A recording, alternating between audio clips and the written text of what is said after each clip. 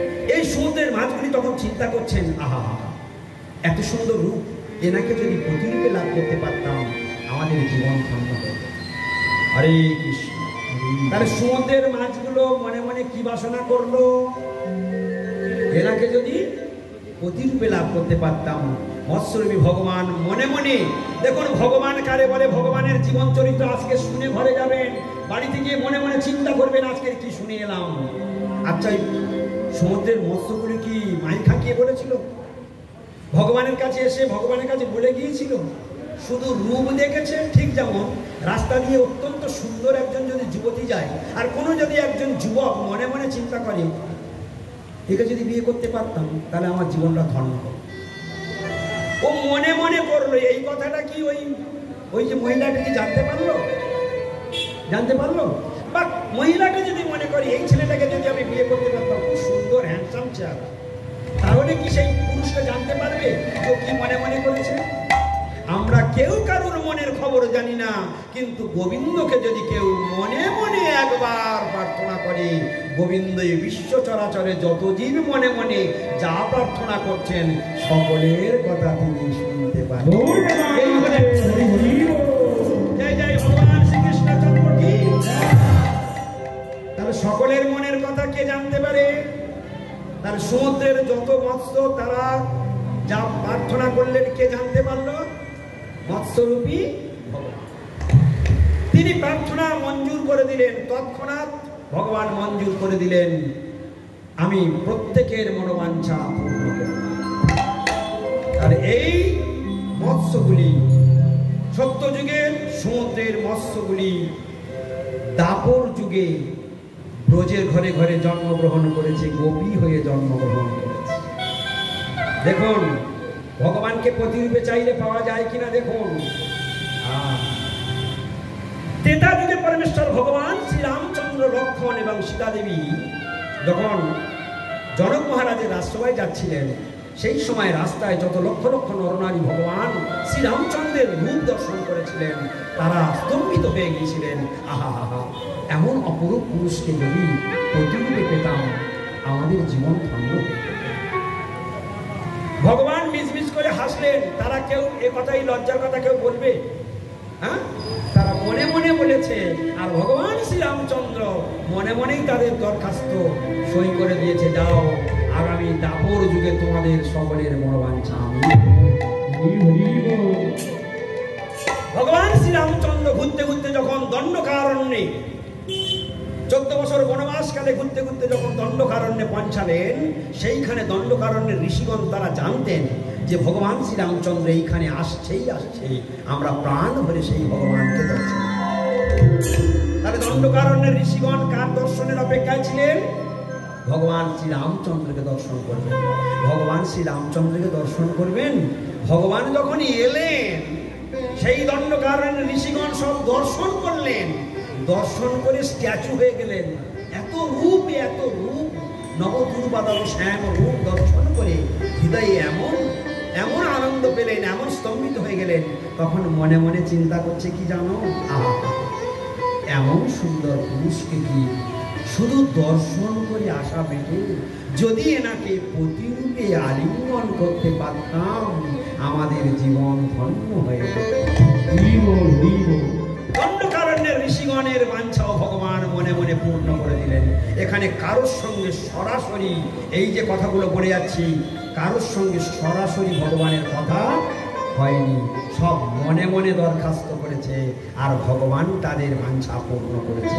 সেই দণ্ডকারণ্যের ঋষিগণ ব্রজের ঘরে গোপী হয়ে গোপী ঘরে জন্মগ্রহণ করে গোপীরা দেহ লাভ করে তারা ভগবানের ওই রাসলীলাতে প্রবেশ করেছে। তাহলে ভগবানের রাসস্থলীতে প্রবেশ করতে গেলে আগে গোপীর আনুগত্য স্বীকার করতে হবে, আর সেই গোপীর শ্রেষ্ঠা হলেন রাধারানী। আর সেই রাধারানী কোন রক্ত মাংসের নারী নয়। খুব মন দিয়ে শুনবেন, রাসলীলা শুনতে জানতো। রাধারানী কোনো রক্ত মাংসের নারী নয়, আর কৃষ্ণ কোনো রক্ত মাংসের পুরুষ নয়। কৃষ্ণের বডি সচ্চিদানন্দ, রাধারানীর বডি সচ্চিদানন্দ। কৃষ্ণ ভগবান আমার অপ্রাকৃত, রাধারানী আমার অপ্রাকৃত। এখন জগতের লোক যে রাসলীলা করেন, যারা অর্থের লোভে আজকে প্রচণ্ডভাবে রাসলীলার ব্যাপকতা চালু হয়েছে সমাজে, তারা নিজেরা জানেন না যে তারা কিভাবে ভগবানের চরণে অপরাধ করছেন। তারা সমাজের মানুষ বুঝতে পারছেন না। আরে সাধারণ এই রাসলীলার আমি প্রথমে ভাগবতের কথা একটু বলেছিলাম যে স্বয়ং সুখদেব গোস্বামীপাদ সমস্ত শ্রীমদ্ ভাগবতের মধ্যে একটিবারও রাধারানীর নাম সরাসরি উচ্চারণ করেন নাই। আর এনারা রাধার নাম নিয়ে রাসলীলায় প্রবেশ করছেন, যেখানে মুনি ঋষিগণ পর্যন্ত রাসলীলাতে প্রবেশ করতে সমর্থ হয় না, সেখানে এই রাসলীলার কথা বর্ণন করছেন। কি জন্য বর্ণন করছেন না, নারী পুরুষের কাম ভাবটা তারা জানে, কিন্তু প্রেম জিনিসটা তারা জানে না। প্রেম আর কাম কখনো এক জিনিস নয়। কামে প্রেমে বহুত অন্তর। প্রেমটা হলো, প্রেম কার সঙ্গে হয় জানো? প্রেম আর কামের তফাৎটা আজকে একটু বুঝে নিন। যদি এই ভুল সংশোধন না করতে পারেন, সবাই অপরাধে মরবেন। আর অপরাধ যদি হয়, কৃষ্ণ নামে কোনোদিন ভগবানকে লাভ করতে পারবেন না। কামটা কি জিনিস? কামটা হলো নিজেদের ইন্দ্রিয় চরিতার্থ করা, নিজেদের ইন্দ্রিয়ের সুখবিধান করা। আর প্রেমটা কি জিনিস? ভগবানের ইন্দ্রিয়ের সুখবিধান করা। আগে বুঝে নিন, প্রেম কার সঙ্গে হয়? জীবে জীবে কখনো প্রেম হয় না, জীবে জীবে হয় কাম, আর ঈশ্বরের সঙ্গে হয় প্রেম। মনে থাকবে কথাটা? যদি মনে থাকে তাহলে বাপের বেটা বাপের বেটি। তাহলে আজকের থেকে শিখে রাখুন। আমরা কি বলি? স্বামী স্ত্রীর প্রেম। ও ছেলেমেয়েরা, আজকাল ছেলেমেয়েরা প্রেম করছে, ওটা প্রেম নয়, ওটা কামের পূর্বাভাস।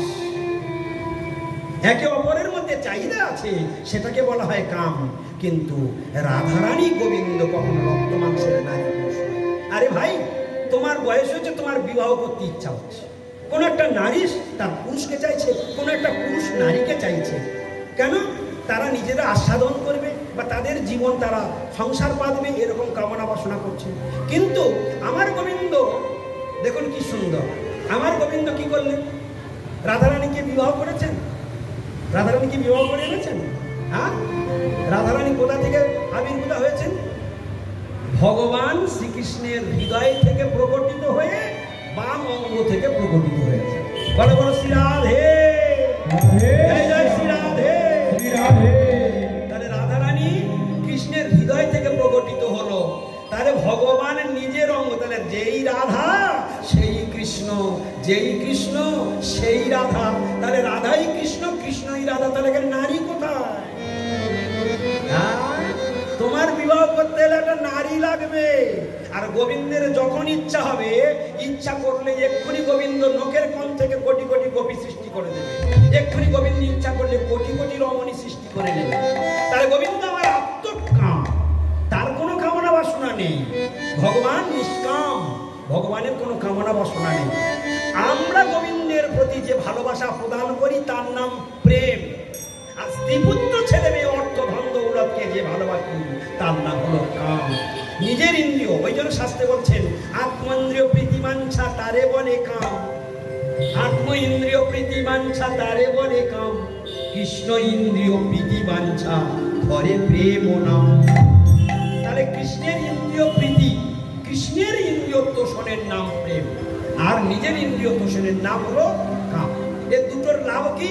বলে যদি তুমি এই মানব দেহ দিয়ে তুমি গোবিন্দের সেবায় জীবনটা অর্পণ করো, তাহলে কৃষ্ণের সুখের জন্য রন্ধন করব, কৃষ্ণের সুখের জন্য মালা কিনবো, কৃষ্ণের সুখের জন্য ভালো ভালো সুগন্ধি ধূপ কিনবো, কৃষ্ণের সুখের জন্য ইনকাম করে ভগবানের জন্য ভালো ভালো দামি ফল কিনবো, ভগবানের মন্দিরটা সুন্দর করে করব, নিজে সুন্দরভাবে সাত্বিক আহার গ্রহণ করে সদ্গুরু চরণাশ্রিত হয়ে নিজে হাতে ভোগ লাগিয়ে গোবিন্দকে ভোগ নিবেদন করব, তবেই আমার কৃষ্ণের ইন্দ্রিয় তোষণ হলো। বলে যখন আমি কৃষ্ণের গলায় মালা পরাবো তখন কৃষ্ণের কি সুখ হবে। যখন আমি কৃষ্ণের চরণে ফুল তুলসী এই হাত দিয়ে দেব, আরে ভাই যদি ভগবানের ইচ্ছা হয় আমার যদি পশু জন্ম হয়ে যায়, সেদিন কি আমি এইরকম চন্দন তুলসী গোবিন্দের চরণে চড়াতে পারবো?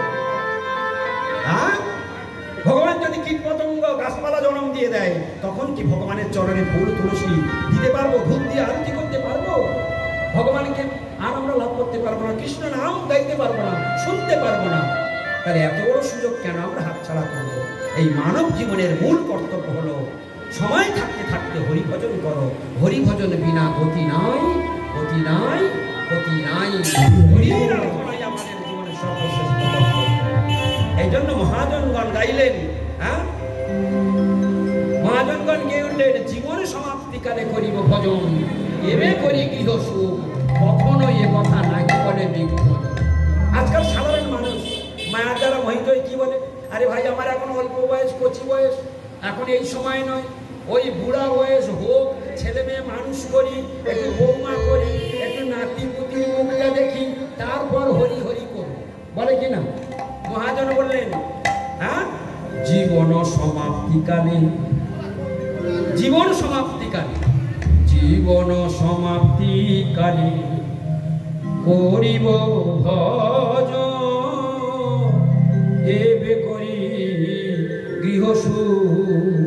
জীবন সমাপ্তিকালে করিব ভজন, এবে করি গৃহ সুখ। কি বলছে? জীবন সমাপ্তিকালে মানে মরবার আগে। জীবন সমাপ্তিকালে মানে কি? ঠিক ওই বুড়োবৃদ্ধ হয়ে যাবো, লাঠি ধরবো, আর সেই সময় একটু হরি হরি করবো।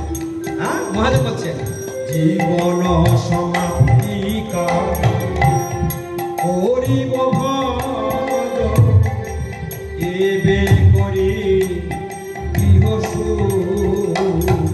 জীবন সমাপ্তিকালে করিব ভজন, এবে করি গৃহ সুখ। কখনো এ কথা নাহি বলে বিজ্ঞজন, কখনো এ কথা নাহি বলে বিজ্ঞজন, কখনো এ কথা নাহি বলে বিজ্ঞজন, কখনো এ কথা নাহি বলে বিজ্ঞজন। এ দেহ পতন, এ দেহ জীবন সমাপ্তি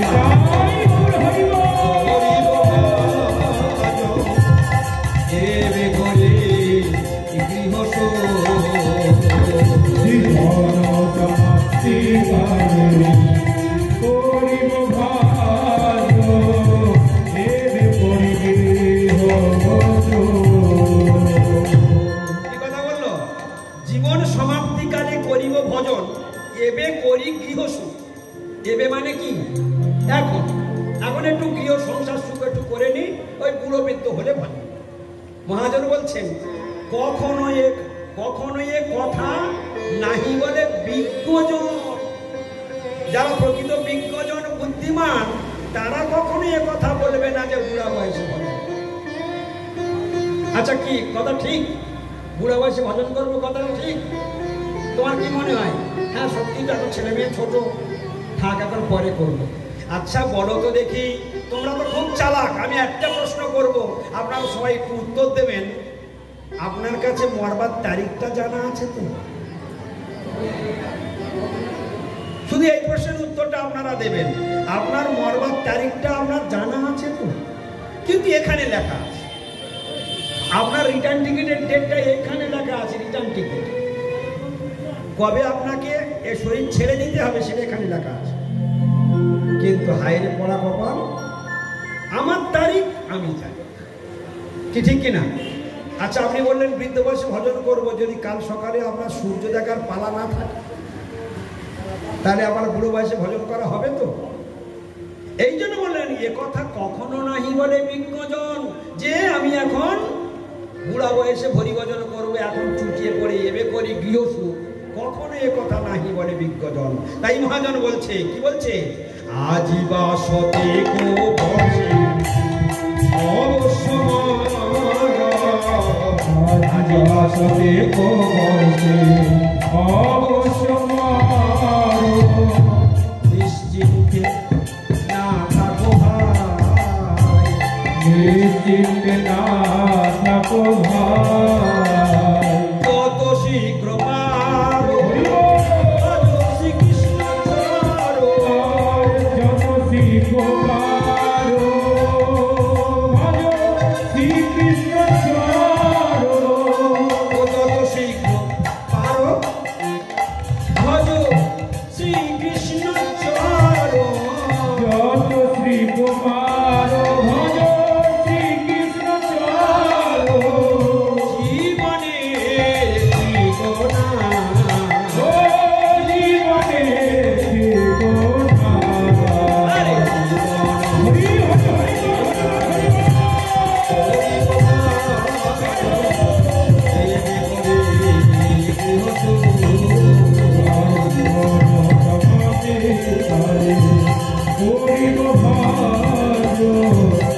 হরি হরি তাহলে জীবন সমাপ্তিকালে বুড়ো বয়সে হরিভজন করবে এ কথাটা বলা কি ঠিক?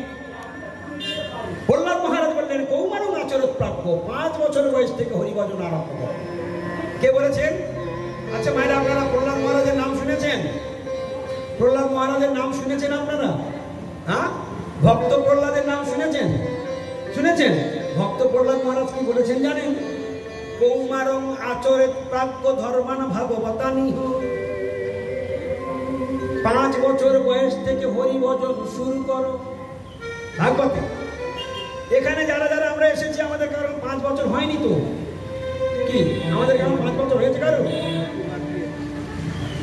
এখানে 5 বছর আমার হয়নি কেন হরিভজন শুরু করে? গৌর প্রেমানন্দে হরিবোল। হ্যাঁ দেখছেন? আচ্ছা এ জগতে কে কার গর্ত করলে? কে কার গর্ত করলে? সব জানে, আমার থেকে বেশি চালাক।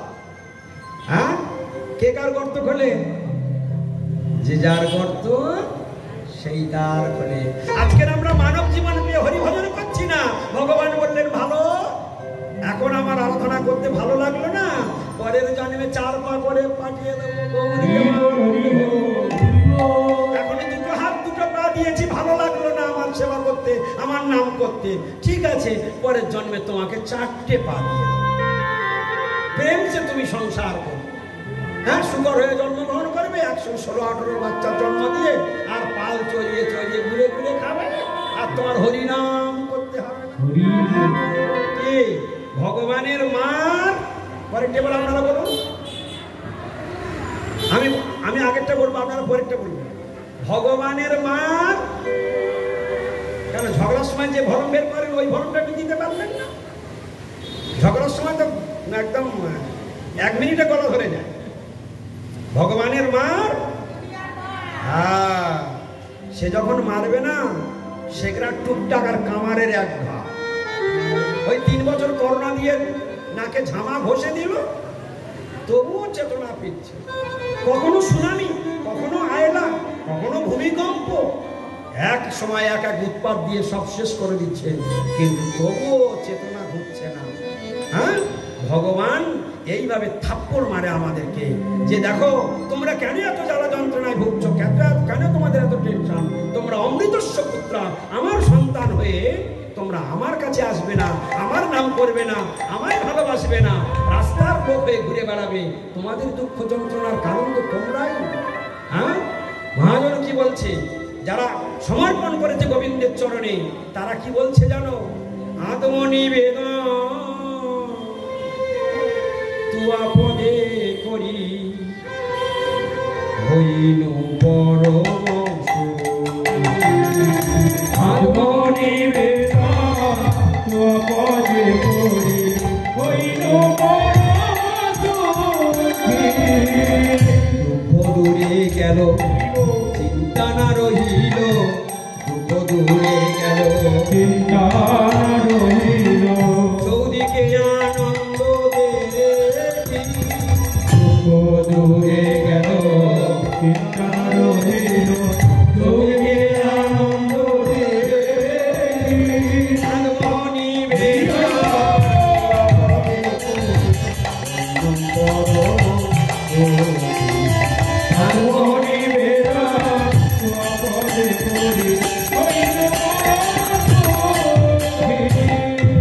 আত্মনিবেদন তুয়া পদে করি পরম সুখী।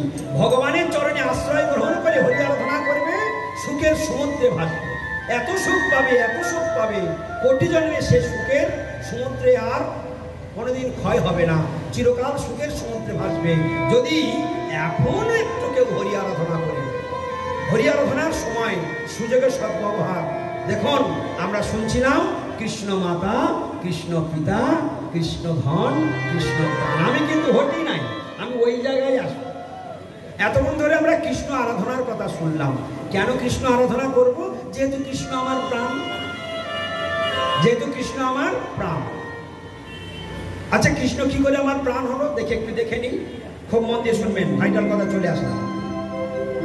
কৃষ্ণ কি করে আমার প্রাণ? এই যে আমাদের প্রত্যেকের একটা শরীর নিয়ে বসে আছি না, এই শরীরের মধ্যে, এই হৃদয়ে একটা দিব্য জ্যোতিকণা আত্মা বসে আছে। খুব মন দিয়ে শুনে নেবেন, দিব্য জ্যোতিকণা আত্মা এখানে রয়েছে।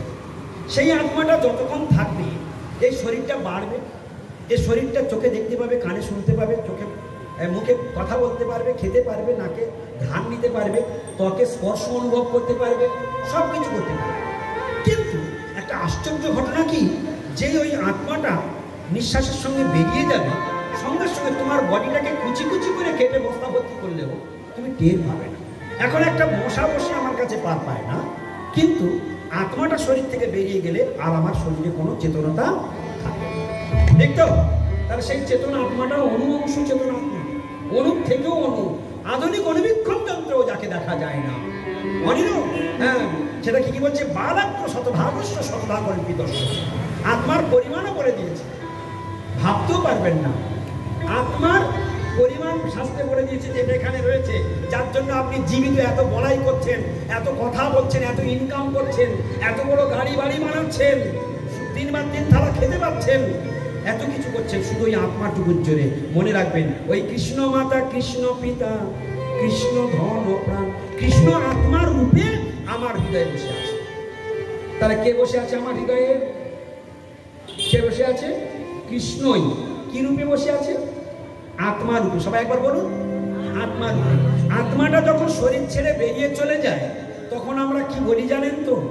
তখন বলি, ওগো তুমি আমায় পেলে কোথায় গেলে গো। আর একটা কি বলি? মেয়েরা বলে, বাবা তুমি আমাদের পথে ভাসিয়ে চলে গেলে, মা তোমাকে ছাড়া আমরা বাঁচবো কি করে, তুমি আমাদের ফেলে গেলে কেন? খুব মন দিয়ে কথাগুলো শুনে যাবেন, এ কথা আমরা বলি কিনা? বলি তো। আচ্ছা বলুন তো, কেন মূর্খের মতো এই কথাগুলো বলছেন? কেন মূর্খের মতো এই কথাগুলো বলছেন? এতদিন তো মা চলে গেছে, বাবা চলে গেছে, আজকের বলছেন, কিন্তু আপনি তো এতদিন এই বডিটাকে মা বলে রেখেছেন, বডিটাকে তো বাবা বলে রেখেছেন, বডিটাকে তো স্বামী বলে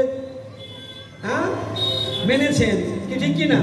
তা বডিটা তো দাওয়ায় সমানও রয়েছে, আপনি কাকে বলছেন? কে চলে গিয়েছে? তাহলে কাকে বলছে? মা তুমি আমাদের ছেড়ে কোথায় গেলে গো? তাহলে বডিটা মা না আত্মাটা মা? উত্তর এইবারে বেরোবে, বডি মা না আত্মা মা? বিচার করুন, আপনারা শিক্ষিত লোক, খুব চালাক লোক। মা তুমি কোথায় গেলে? কেন মা এই তো শুয়ে আছে। তাহলে তুমি মূর্খের মতো বলছো কেন মা তুমি কোথায় গেলে? কোনটা মা? বডিটা মা না আত্মাটা মা? দেখলেন তো, আসল কথা এতদিনে বের হলো। সেই আত্মাটা ছিল বলে এই রক্ত মাংসের থলিটা চেতন ছিল, এই বডিটা পুরো অচেতন বডি। ওই আত্মারূপী চেতন ভগবান এসে শরীরের মধ্যে প্রবেশ করার ফলে আমরা আজকের জীবিত এবং আমরা সবকিছু ভোগ আদি করতে পারছি। তাহলে আমার প্রাণকে বলুন, সবাই এবার বলুন, আমাদের প্রাণকে প্রমাণ হয়েছে না হয়নি? হ্যাঁ, তাহলে ভালো যদি বাঁচতে হয় কি ক্যাপাকে ভালোবাসবো না প্রাণ গোবিন্দকে ভালোবাসবো? হ্যাঁ, এইবার ভোগের থালাটা ধরে কাকে দেবে বলো দেখি? আমরা রান্না করি, আমরা খাই, এই দেখো খাবে এসো, হ্যাঁ পাপ গিলবে এসো। হ্যাঁ, আর যারা বুঝে গেছে তারা কি বলে জানো? তারা গোবিন্দের কাছে ভোগ লাগিয়ে বলে, বেলা হলো দামোদর। কি বেলা হলো? দামোদর। হ্যাঁ, আইসো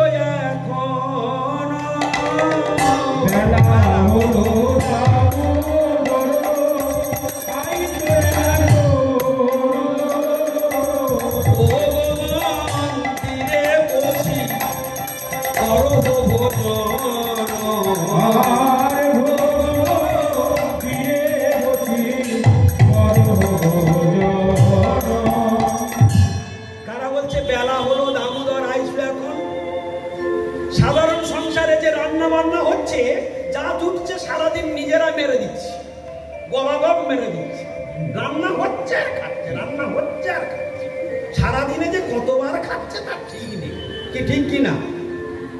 গোবিন্দের যে প্রাণ, যার দয়ায় বেঁচে আছি, যার দয়ায় খাচ্ছি, যার দয়ায় দেখতে পাচ্ছি, যার দয়ায় কথা বলছি, যার দয়াতে শাড়ি পরে লজ্জা নিবারণ করছি, যার দয়াতে আত্মীয় স্বজনের বাড়িতে যাচ্ছি, টিভির সামনে বোকা বাক্সের সামনে বসে সিরিয়াল দেখছি, হ্যাঁ, সেই ভগবান আছে বলে না তোমার এত কিছু বাহাদুরি। তাহলে যত্ন যদি করতে হয়, ভালো যদি বাঁচতে হয়, তাহলে সেই গোবিন্দকে বাসা উচিত। ওই জন্য সাধুরা দলে দলে চলে যাচ্ছে, সাধুর দলে নাম লেখাচ্ছে, কি ঠিক কিনা? কারণ ওরা দলে সাধুর দলে নাম লেখালে কি হবে? আরে সাধুর দলে নাম লেখালে তিলক করতে হয়। আরে তিলক করলে লজ্জা লাগে, তো থাকতো বলে সাধুর দলে নাম লেখালে কি হয়? বলে মাছ মাংস খেতে নিষেধ করবে। দূর বাবা, তোমার ধর্ম আমার মাথায় থাক, কি ঠিক কিনা? তুলসীর মালা পড়ো, সাধুদের কাছে তুলসীর মালা পড়ো। তুলসীর মালা কেন করবো ভাই? ও তুলসীর মালা পড়তে লজ্জা করে। যা মন যদি হয় চাঙ্গা, তো খানার তলি গঙ্গা। ধর্ম কত সব শিখে রেখেছে, গৌর প্রেমানন্দে হরি বল। হ্যাঁ, কিন্তু এত সোজা নয়। তুমি যা খুশি তাই মনে করবে আর সেটাই ধর্ম হবে, এটা ভেবো না। ওরে তুলসীর হার না পরে যে ছাড়, জমালয়ে বাস্তা। একদম মহাজন ধরে ধরে বলেছে। তুলসীর হার না পরে যে ছাড়, জমালয়ে তার তুলসীর হার না পরে যে ছাড়। তুলসীর হার, কিসের হার বলেছে আপনারা জানেন? তুলসীর মালা যদি কারোর গলায় থাকে, সে যদি রাস্তায় পড়েও মরে, তবু লোকে জানবে কমসে কম এটা হিন্দুর ঘরে ছিল, কি ঠিক কিনা? কিন্তু গলায় একটা তুলসীর মালা যদি না থাকে, কোন জাতের ঘরের লোক কেউ জানতেও পারে। আর শাস্ত্রে কি বলছে? ওই তুলসীর হার কেন করব? তুলসীর হার কেন করব? বলতে দিনে তিনবার 3 থালা নিয়ে বসো কেন? আমি যদি জিজ্ঞাসা করি, দিনে 3বার 3 থালা নিয়ে বসো কেন? না খেলে বাঁচবে না, না খেলে বাঁচবে না। এই জন্য যেমন 3বার খাচ্ছ টাইম টু টাইম, এই তুলসীর মালা না পড়লে তুমি কোনো দিন ভগবানের কাছে ফিরে যেতে পারবে। হরি হরি বল। বলে কেন তুলসী, কেন কৃষ্ণ কৃষ্ণ করবো? এ তুলসীর কি দরকার? বলে এইটাই তো মজা, শক্তিকে ধরে শক্তিমানের কাছে যাওয়া সহজ। এই জন্য বুদ্ধিমানেরা কি করে? কি নমো নমো তুলসী কৃষ্ণ প্রেয়সী নমো নমো, বলে না? তুলসী কৃষ্ণ প্রেয়সী নমো নমো। তার মানে কি? তুলসী কৃষ্ণ প্রেয়সী। কি বলেছে? তুলসী কার প্রেয়সী? কৃষ্ণের প্রেয়সী। তাহলে প্রেয়সীকে ধরলেই প্রিয়কে তাড়াতাড়ি পাওয়া যাবে। ওই জন্য চতুর ব্যক্তিরা তুলসীর মালা পড়ে। হ্যাঁ, তুলসীর মালা পড়লেই গোবিন্দ প্রাপ্তি সুনিশ্চিত হয়ে গেল। আর তুলসীর হার পড়বে না, দেখবেন আপনার গলায় যদি একটা 40-50 টাকা দামের তুলসীর মালা থাকে, তো জম আপনাকে মরার পর প্রণাম করবে। কিন্তু আপনার বাপের দেওয়া 3 ভরি সোনার হাত যদি পরে মরেন না, জমে ঠ্যাঙে দড়ি বেঁধে পিটতে পিটতে নিয়ে যাবে। তাহলে আপনার বাপের দেওয়া 3 ভরি ওজনের সোনার হারের দাম বেশি, না 30-40 টাকা দামের ওই তুলসীর হারের দাম বেশি? বলে কোথায় প্রমাণ আছে তুলসীর হারের পড়ার কথা? বলে পদ্ম পুরাণে বলা আছে। বলে কি বলছে? বলে তুলসী কাষ্টমালান কণ্ঠস্থান বহতে তুজ অপি অশৌচ অপি অনাচার মামে বৈশ্যসী নো সংশয়। তুলসীর মালা কেন পড়বো? প্রশ্ন আসতে পারে। তুলসীর মালা কি করার দরকার? বলছে তুলসী কাষ্টমালান। মন দিয়ে শুনবেন কি বলেছে? তুলসী কাষ্টমালান কণ্ঠস্থান বহতে তুজো। অনেকে লজ্জা করে বলে ভেতর থেকে এরকম ঝুলিয়ে পড়ে, তার মানে ওটা কণ্ঠে থাকলো না। তুলসী কাষ্ঠ মালান কণ্ঠস্থান বহতে তুজ, যারা বহন করে। অপি অশৌচ অপি অনাচার, অসুচি কাজ বা অনাচার কাজ করা উচিত নয়, অসুচি কাজ বা অনাচার কাজ করা উচিত নয়, তবুও শাস্ত্র বলছেন, ভগবান বলছেন অপি অশৌচ, যদি সে তুলসীর মালা পরে অসুচি কাজ করেও ফেলে, করা উচিত নয়, যদি করেও ফেলে, অপি অনাচার, অনাচার করা উচিত নয়, যদিও অনাচার করেও ফেলে, মামে বয়স্যসী, তবুও আমাকে পাবে, নো সংশয়, এতে কোনোদিন অবিশ্বাস করি। তাহলে তুলসীর মালা পড়লে গোবিন্দ প্রাপ্তির এক ধাপ আগিয়ে চলে যাবে। এই জন্য তুলসীর মালা পড়তে হয়। জগতে যদি গাইড কেউ না করে না, নৌকার যেমন মাঝি না থাকলে সেই নৌকা যেদিকে বাতাসে ধাক্কা মারে সে সেই দিকে চলে যায়। আমাদের এই মানব দেহরূপ নৌকার যদি সাধু গুরু গাইড মাঝি না থাকে, এ দেহ নরক পর্যন্ত চলে যাবে, এ নৌকার গোলক পর্যন্ত যাবে না। বাতাসে যদি ধাক্কা মেরে মেরে নৌকা নিয়ে যায়, তাহলে সে নৌকা গন্তব্যস্থলে পৌঁছাবে তো? মাঝি নাই, বাতাসে ধাক্কা মেরে মেরে নিয়ে যাচ্ছে, ও নৌকা ঠিক জায়গায় পৌঁছে যাবে তো? যাবে? যাবে না। ঠিক আমাদের এই দেহরূপ নৌকাতে গুরুরূপ মাঝি যদি বসানো না হয়, এই নৌকা যে যেদিকে ধাক্কা মারবে, আর আমার কাম ক্রোধ লোভ মদ মোহ আশ্চর্য স্বরূপ ধাক্কা মারবে, যেদিকে ধাক্কা মারবে সে সেই দিকে চলে যাবে। যে যা বলবে তাই শুনবে, তার কথা শুনে নরক যাত্রা চলে যাবে, গোলকে যাওয়ার হবে না। আমাদের আসল বাড়ি গোলক বৃন্দাবন। ভালো করে জেনে রাখুন, আমাদের প্রত্যেকের আসল বাড়ি কোথায় বললাম? একবার জোরে বলুন, গোলক বৃন্দাবন। আর এখানে যে বাড়িগুলোকে আমার বলছেন, সব মিথ্যা কথা বলছেন। এই মিথ্যা কথা বলার জন্য প্রচন্ড মার খাওয়া খাবো, একটু একটু মার খাওয়া। মারের আগে, হ্যাঁ বাবা, মারের আগে বৃন্দাবন, অত সোজা না, মারকে বৃন্দাবন। মার মারতে মারতে দমদুদ নরকে ফিরে যাবে। সেখানে বলে দেওয়া আছে, কৃষ্ণ নাম ভজজি আর সব মিছে, পলাইতে বদনাই জমাছে। তাহলে মরার পরে আমাকে কে ধরবে? জম নিয়ে যাবে। তা জমের কাছে যাবে না ভগবানের কাছে যাবে, কোনটা করবে? যদি ভগবানের কাছে যাবে তো হরির আরাধনা শুরু করে দাও। আর যদি জমালয়ে যাওয়ার ইচ্ছা থাকে, জাকিয়ে পড়ে মাছ মাংস পেঁয়াজ ডিম রসুন কাঁকড়া ভালো করে তার উপরে আচ্ছা করে খাও, চম্পেট করে খাও, হ্যাঁ ভেজে খাও, ঝোল করে খাও, যত খুশি খেয়ে মরো। কারণ সেই যেমন কন্ট্যাক্ট নিয়ে নিয়েছি, যাবো, যত খুশি খাও। আর যদি না যেতে চাও, তাহলে এখন থেকে জিহ্বার লালসাটাকে স্তব্ধ করে দাও, মুখে জালতি দিয়ে দাও। চৈতন্য চরিতামৃত বলছেন, এই জিহ্বার লালসা যদি বন্ধ করতে না পারেন, চৈতন্য চরিতামৃত কি বলছেন? জিহ্বার লালসে যে ইতি উদিধায়, কৃষ্ণ উদর পরায়ণ প্রভু কৃষ্ণ নাহি পায়। বাবা, আমি মাছ বাজারে বসে বলছি, মানে আমার নামে তো কালকে তো বোধহয় সাইনবোর্ড উঠে যাবে, কি ঠিক কি না? বলছে প্রভুকে কে ডেকে নিয়ে এসেছে, আমাদের বিরুদ্ধে কথা বলছে। ভাই, আমি হাজার বলি না কেন, ওই আমার কথা কেউ শুনবে না, মারবো ঢিল হাজার লোকের মধ্যে, কিন্তু যার স্বীকৃতি আছে সেই কেবল উঠে আসবে, বাদ বাকি সব করে থাকবে। ভাই, আমি একটা কথা বলি, আমি বলছি বলে হবে তার কোনো মানে নেই, কিন্তু সত্য কথাটা তো তুলে ধরতে হবে। আচ্ছা, হরি কথার মধ্যে বলা আছে, আচ্ছা আমি যদি সেটা আপনাদের কাছে ভালো সাজবার জন্য যদি লুকিয়ে গোপন করে রেখে যাই, তাহলে সেটা কি ভালো হলো? সত্য কথাটা শুনে নিলাম, মানতে পারলে আমার মঙ্গল, না মানতে পারলে আমার অমঙ্গল। ডাক্তার ওষুধ দিয়েছে, আমি খাবো কি খাবো না সেটা আমার ব্যক্তিগত ব্যাপার, কি তাই কি না? তো সেই জন্য শাস্ত্রের বাণীগুলো শুনতে হবে। সাত্বিক আহার গ্রহণ করাটাই, সাত্বিক আহার গ্রহণ করলে শরীরটা সত্ত্বগুণ হয়, আর ভগবান হলো বিশুদ্ধ সত্য। কেন হবে না? যদি এখন আপনারা কেউ প্রশ্ন করেন, আচ্ছা প্রভু, মাছ মাংস যারা খায় তারা কি ভগবান পাবে না? যদি আপনারা প্রশ্ন করেন আমাকে, বা যারা মাছ মাংস খায় তাদের গতি কি হবে, এসব প্রশ্নগুলো আসতেই পারে। কত প্রশ্ন রয়েছে, কেন মাছ মাংস খাওয়া নিষেধ কেন? এই মাছ মাংস খাওয়া নিষেধ কেন একটু শুনে দিই। শাস্ত্রে নিষেধ আছে। কি বলছে?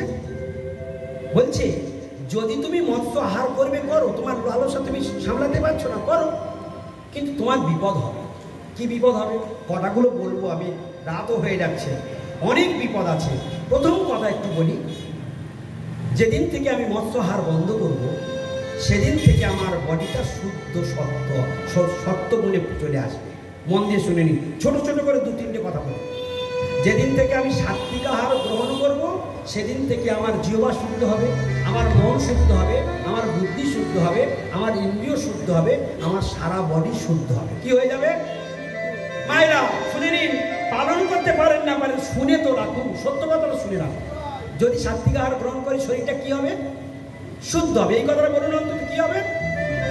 বলছে সাত্বিক আহার বিধান কেন আছে, কোথায় আছে একটু বলে দিই। আচ্ছা, আপনাদের বাবা মরে গেলে আপনারা 1 মাস মালসা চাল দেন কেন? আচ্ছা, 1 মাস কি খেতে হয়? মাছ মাংস খেতে হয়?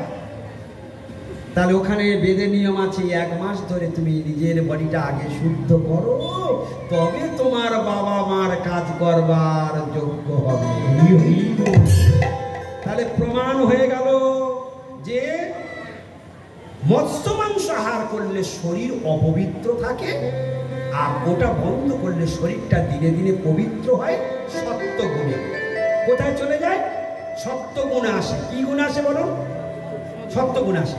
আর ভগবান হলেন বিশুদ্ধ সত্য। ওই বিশুদ্ধ সত্যের ভগবানকে সেবা করবার জন্য আমার সত্য গুণ বডি তৈরি করতে হবে। বোঝা গেল? আচ্ছা, চাকরি করতে গেলে লেখাপড়া শিখতে হয় না? হ্যাঁ, সাধনা করতে হয় না? কোনো কিছু যেমন না শিখে করা যায় না, চাকরি পেতে গেলে সারা লাইফটা পড়াশোনা করে প্রস্তুত করতে হয়। ভগবান এত সোজা নয়। ওই সারা জীবন ওর সাধন ভজন করে করে নিজেকে প্রস্তুত করতে হয় ভগবানকে পাওয়ার জন্য। বোঝা গেল কিছু? হ্যাঁ, এবারে আপনার ইচ্ছা হলে আপনি খান, আর আপনার যদি মনে হয় না আমার আস্তে আস্তে ওই পথে সরে আসা উচিত, সরে আসবেন, কোনো অসুবিধে নেই। আমি বলেছি বলে করতে হবে তার কোনো মানে নেই। শাস্ত্র বলা আছে, সেইগুলো আপনাকে জানিয়ে দিলাম। গৌর প্রেমানন্দ হরি হরি বল। তাহলে কটা হলো? কৃষ্ণ মাতা, কৃষ্ণ পিতা, কৃষ্ণ ধন ও প্রাণ। তার প্রাণটা বুঝে নিয়েছি। কৃষ্ণ এখন আত্মা রূপে, প্রাণ রূপে আমার শরীরের মধ্যে বসে আছে, তাই আমি জীবিত। আচ্ছা চলুন এবারে ধন, তাই তো? 4 নম্বরে ছিল প্রাণ, আর 3 নম্বরে ছিল ধন। আচ্ছা বলুন তো, এই সারা জগতে যতদিন আমার দেহে প্রাণ আছে, প্রাণ যতক্ষণ, ধন ততক্ষণ। আপনার লক্ষ্মীর ভান্ডারে টাকা ঢুকেছে? বলে হ্যাঁ বাবা, আগে চেক করে কি, ঠিক কি না? আচ্ছা, ও লক্ষ্মীর ভান্ডার আপনার, হ্যাঁ আপনার লক্ষ্মীর ভান্ডার। আচ্ছা বলুন তো, এক্ষুনি যদি ব্যাটারি খুলে নেয় কৃষ্ণ, লক্ষ্মীর ভান্ডার কার? তাহলে প্রাণ থাকলে ধন আমার, প্রাণ চলে গেল ধনও চলে গেল। গৌর প্রেমানন্দ হরি হরি বল। তাহলে ধনটা যতক্ষণ প্রাণ আছে ততক্ষণ ধন আমার আছে। তাহলে কৃষ্ণ মাতা, কৃষ্ণ পিতা, কৃষ্ণ ধন ও প্রাণ। তাহলে কৃষ্ণ থাকলে তবে তো ধন আমার, কৃষ্ণই নাই তো ধন কার। দুটো বোঝা গেছে কিনা? চলুন এবার পিতা। 3 নম্বরে কি আছে? পিতা। কৃষ্ণ আমার পিতা, এর প্রমাণ কি? শ্রীমদ্ ভগবদ গীতাতে কৃষ্ণ বলছেন, শ্রীমদ্ ভগবদ গীতাতে কৃষ্ণ বলছেন, সর্বজনিষু কন্তেয় মূর্তয় সম্ভবন্তি যা তাসাম ব্রহ্ম মহৎজনি অহং বিদপ্রদ পিতা। গীতার বাণী ভগবান নিজের মুখে বললেন, আমি জগতের পিতা। সর্বজনিষু কন্তেয়, এই ওদিকে তাকাবে না মা, এই যে ওদিকে তাকাবে না, আমার দিকে তাকাও। ওদিকে তাকালে তোমার কানে আর কিছু ঢুকবে না, আমার দিকে তাকাও।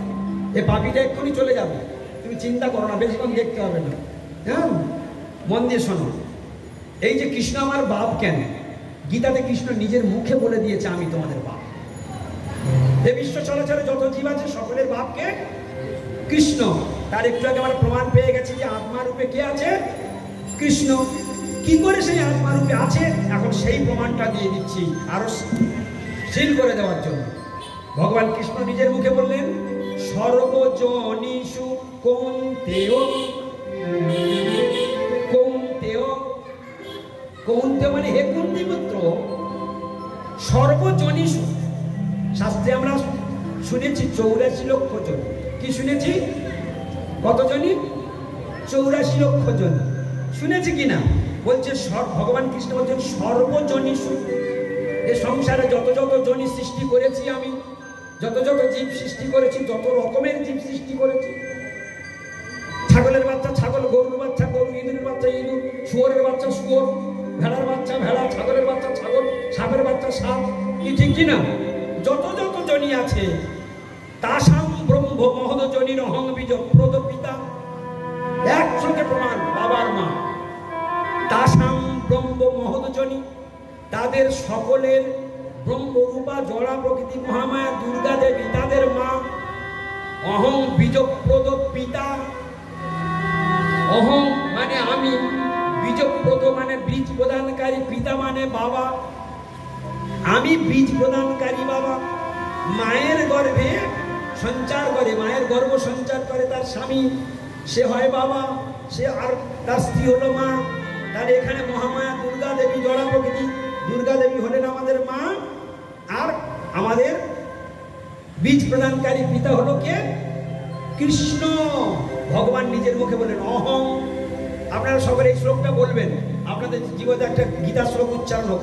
সবাই আপনারা সোজায় বসুন, সবাই সোজায় বসুন, একটা গীতা শ্লোক উচ্চারণ, হাত জোড় করুন সবাই। গীতা শ্লোক জীবনে বাড়িতে খুলবে কিনা তার ঠিক নেই, আজকের হয়ে যাক। হরে কৃষ্ণ সবাই বলবেন। সর্ব জনীষু কৌন্তেয় মূর্তয় সম্ভবন্তি যা দাসাম ব্রহ্ম মহৎ জনি অহং বীজপ্রদ পিতা। সর্ব জনীষু কৌন্তেয় মূর্তয় সম্ভবন্তি যা দাসাম ব্রহ্ম মহৎ জনি অহং বীজপ্রদ পিতা। অহং মানে আমি, বীজপ্রদ মানে বীজ প্রদানকারী, পিতা মানে বাবা। আমি বীজ প্রদানকারী পিতা, আর ব্রহ্মরূপা জড়া প্রকৃতি মহামায়া দুর্গা দেবীর গর্ভে আমি জীবরূপ বীর্য প্রদান করেছি। তাই দুর্গা দেবী সকলের মা। দুর্গা দেবীর থেকে কি পেয়েছি? দুর্গা দেবীর থেকে পেয়েছি পঞ্চভূতের শরীর, আর কৃষ্ণের থেকে পেয়েছি আত্মা। এই আত্মা আর শরীর মিলে আমাদের বডি, আমাদের জীবন। শরীর থেকে, শরীরটা হলো পঞ্চভূতের শরীর। ক্ষিতি অপ তেজ মরুদ্গম, আকাশ বাতাস জল মাটি আগুন, ভূমি অপ অনল বায়ু ক্ষম। এই পঞ্চভূতের শরীরটা অসার, অচেতন, আর সেই চেতন আত্মা ভগবানের দেওয়া জীবাত্মা এ শরীরে রয়েছে বলে এক শরীরটা চালু। এক্ষুনি আত্মা বেরিয়ে যাবে, শরীরটা পঞ্চভূতে মিশে যাবে, পুড়িয়ে দেওয়া হবে, 5-এ 5 মিশে যাবে। তাহলে কৃষ্ণ আমাদের বাবা, আর মহামায়া দুর্গা দেবী জড়া প্রকৃতি আমাদের মা। বোঝা গেল? এই দুর্গা দেবীকে, এটা একটা দিক গেল। আর একটা প্রমাণ হচ্ছে মহামায়া দুর্গা দেবীকে, তিনি হলেন ভগবানের বহিরঙ্গা শক্তি। তাহলে ভগবানের অঙ্গ থেকে আবির্ভূত হয়েছেন মহামায়া দুর্গা দেবী, বহিরঙ্গা শক্তি। আর স্বরূপ শক্তি শ্রীমতী রাধারানী ভগবানের অন্তরঙ্গ, অর্থাৎ হৃদয় থেকে প্রকটিত হয়েছে, তাই তিনি অন্তরঙ্গা শক্তি। আর মহামায়া দুর্গা দেবী তিনি হলেন বহিরঙ্গা শক্তি। তার শক্তি, অন্তরঙ্গা শক্তি এবং বহিরঙ্গা শক্তি, দুই শক্তির আবির্ভাব কোথা থেকে হয়েছে? কৃষ্ণের থেকে আবির্ভূত হয়েছে।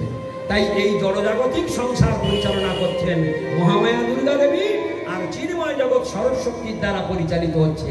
সেটাই আমাদের আসল বাড়ি, আর এটাই আমাদের মায়ার সংসার, মায়ার জেলখানা। যতদিন কৃষ্ণকে ভালোবাসবে ততদিন এই সংসারে মায়া দেবী আমাদের ঘাড়ি টানাবে, এই জন্ম মৃত্যু যারা ধীর চক্রে আমাদেরকে করে থাকতে হবে। উদ্ধারের দরজার কোনোদিন খুলবে না। তাই কৃষ্ণ আমাদের মাতা, কৃষ্ণ আমাদের পিতা। তাহলে কৃষ্ণ মহামায়া দুর্গা দেবী কার থেকে এসেছে? কার শরীর থেকে এলো? কৃষ্ণের শরীর থেকে এলো। তাহলে কৃষ্ণের শরীর থেকে যদি মহামায়া দুর্গা দেবী আসে, আর সেই দুর্গা দেবীর গর্ভে যদি ভগবান বীজ নিক্ষেপ করেন, তাহলে সেই কৃষ্ণের অঙ্গ থেকে দুর্গা দেবী, তাহলে কৃষ্ণই মাতা। কি প্রমাণ হয়েছে? বুঝতে পারেননি? কৃষ্ণের অঙ্গ থেকে তো দুর্গা দেবী এসেছে। তাহলে দুর্গা দেবী আমাদের মা, আর কৃষ্ণ আমাদের পিতা। কৃষ্ণ আছে বলে, আমার আত্মারূপে আছে বলে আমার কাছে ধন, টাকা পয়সা, জায়গা জমি, টিভি, ফ্রিজ, আলমারি সব আমার। আর যেই আত্মা বেরিয়ে যাবে সব হয়ে যাবে খাওয়া। গৌর প্রেমানন্দ হয়ে যাবে। সব অন্যজনার হয়ে যাবে, তাই তো? তাহলে কৃষ্ণ মাতা, কৃষ্ণ পিতা, কৃষ্ণ ধন প্রাণ, কৃষ্ণ মাতা, কৃষ্ণ পিতা, কৃষ্ণ ধন প্রাণ, কৃষ্ণ মাতা, কৃষ্ণ পিতা, কৃষ্ণ ধন প্রাণ, কৃষ্ণ মাতা, কৃষ্ণ পিতা, কৃষ্ণ ধন প্রাণ। বোঝা গেল? আজকের এই পর্যন্ত হরিকথার বিশ্রাম থাক। এখন আমাদের একটা কীর্তন, আমাদের দেবাপ্রভু আপনাদের স্থানীয়, হ্যাঁ, ও সারা জগতে আমাদের মাতিয়ে বেড়াচ্ছে। আর আপনাদের গ্রামের ছেলে, আপনাদের ঘরের ছেলে, আপনারা ওকে অতটুকু চেনেন না। সেই জন্য এখন দেবাপ্রভু একটা কীর্তন আপনাদের শোনাবে। এই যে দেবাশিস আপনাদের ঘরের ছেলে, এই তো পাশেই বাড়ি। তো যাই হোক, ও সারা বিভিন্ন জেলাতে প্রোগ্রাম করে। তো আপনারা আজকের, ও বাইরে ভালো ভালো প্রোগ্রাম করে, সেগুলো আজকের আপনার মধ্যে একটা কীর্তন শুনুন। হরে কৃষ্ণ। আজকে এই পর্যন্ত হরিকথার বিশ্রাম থাক। বাঞ্ছা কল্পতরু বস্তু কিবা সিন্ধু বিবচ পতিতানাং পাবনেভ্যো বৈষ্ণবেভ্যো প্রণাম। সবার আগে সকলের কাছে প্রণাম আমার। এতক্ষণ ধরে যে কথাগুলো আমরা শুনলাম, এই কথার আমার মূল উদ্দেশ্য যেন তেন প্রকারেণ আপনাদের ভগবানের চরণে মতি হোক, আপনারা ভগবানের দিকে আগান, এই উদ্দেশ্যে আমার এত কিছু কথা। এই কথা দ্বারা যদি কেউ আপনারা কষ্ট আঘাত পেয়ে থাকেন, তাহলে জেনে রাখবেন ওটা আমার অজ্ঞানতা থেকে আসছে। বাস্তব ভগবান যে কথা বলেছেন সেটা আপনাদের মঙ্গলের জন্য বলেছে। কেন বলুন তো? ডাক্তার যেমন পেট কাটলে রোগীর শত্রু হয় না, শিক্ষক যেমন ছাত্রকে শাসন করলে শিক্ষক কখনো ছাত্রের শত্রু হয় না, পিতামাতা সন্তানকে মানলে পিতামাতা যেমন সন্তানের শত্রু হয় না, সাধুরা আমাদের মঙ্গলের জন্য যদি ভগবানের কথাগুলো আমাদেরকে শোনান, সাধুরা কখনো কারোর শত্রু হয় না। বাঞ্ছা কল্পতরু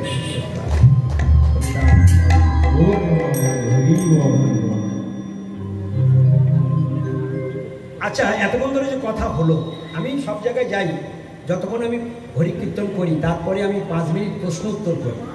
এতক্ষণ ধরে যে কথাগুলো হলো তার মধ্যে কারোর কোনো প্রশ্ন থাকলে তাহলে বলতে পারেন, আমি 5 মিনিট আরও প্রশ্ন উত্তর করবো। সেটা আমি সবসময় করি। আমি বহুত দূরে যাবো, এখন 2 ঘন্টা 2.5 ঘন্টা আমি বাইক চালাবো, বুঝতে পারছেন? তারপরে আমি বাড়িতে যাবো, শুধু শুধু আবার রাত 12টা বেজে যাবি। তা হোক, তবুও 5 মিনিট যদি কারো প্রশ্ন থাকে করবেন, না তাহলে একটা কীর্তন করে দেবে। হরে কৃষ্ণ। জোর করে প্রশ্ন করার দরকার নেই। এতক্ষণ যা শুনলেন, যেগুলো বলেছি সেগুলো ভেঙেও দিয়েছি। যদি তবু কোনো প্রশ্ন থাকে হরে কৃষ্ণ।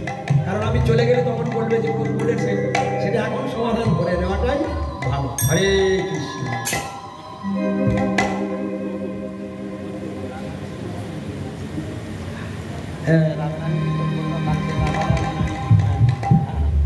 এখন যেহেতু কালকের রাধারানীর জন্মদিন, আবির্ভাব তিথি, আর আজকের অধিবাস দিবস, তাই রাধারানীর অধিবাস, আবার হরি কীর্তনেরও অধিবাস, ঠিক কিনা? তাই আমরা রাধারানীর কীর্তন দিয়ে আজকের অধিবাস আমরা করব। আমরা রাধারানীর জন্মদিনের অধিবাস করবো, হরি কীর্তনের অধিবাস এরপরে স্টাফ যারা আছে তারা করবেন। হরে কৃষ্ণ। রাধারানী কি জয়, মহারানী কি জয়, সবাই গাইবেন। বর্ষানে বালি কি জয় জয়, সবাই উঠে দাঁড়ানে ভাই, সবাই উঠে দাঁড়ানে ভাই। রাধারানী কি জয়, মহারানী কি জয়, রাধে রাধে রাধে, বর্ষানে বালি কি জয় জয়, রাধে বিশ্বভানু নন্দিনী কি জয় জয় জয়, বিশ্বভানু নন্দিনী কি জয় জয়, কীর্তিদানন্দিনী রাধে জয় জয় জয়, কীর্তিদানন্দিনী রাধে জয় জয়। সবাই মিলে যদি বাহু তুলে, রাধা রানী কি জয়, মহারানী কি জয়, বর্ষানে বালি কি জয় জয়, রাধা রানী কি জয়, মহারানী কি জয়, বর্ষানে বালি কি জয় জয়।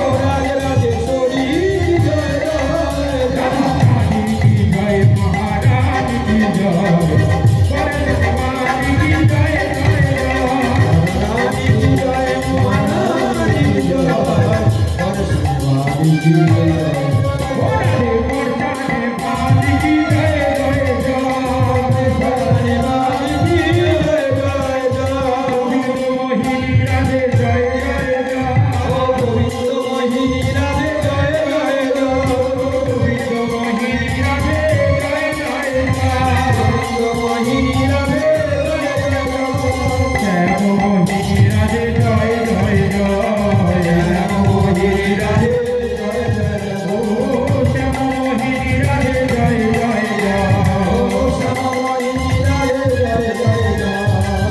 বড় রাধারানী কি বৃন্দাবন ধামী কি কৃষ্ণ কনৈয়া লাল কি রাধা রানী কি জয় মহারাজ